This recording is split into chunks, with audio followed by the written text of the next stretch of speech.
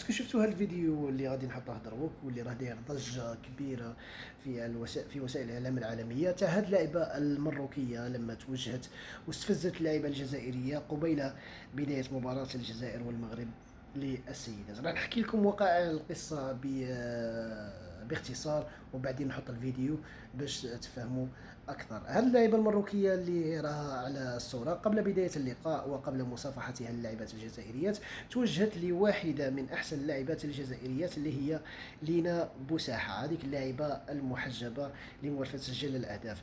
توجهت لها وقبل ما تصافحها دارت لقطه 3 اصابع ثم دخلت يدها في جيبها، وهذا في اشاره الى انه 3 نقاط راها في الجيب باش تلعب لها المورال. وعلاش اختاروا هذه اللاعبه المحجبه بالضبط؟ لان هذه اللاعبه خلال الندوه الصحفيه قبل التوجه للمغرب لم تذكر اسم المروك وقالت رانا متوجهين لواحد البلاد. كيف كان الرد وكيف كانت ردة الفعل؟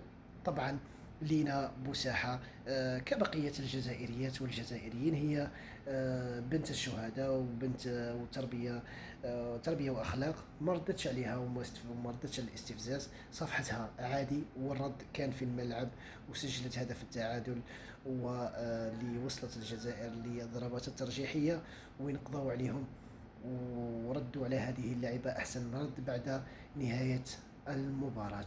شوفوا معنا الفيديو.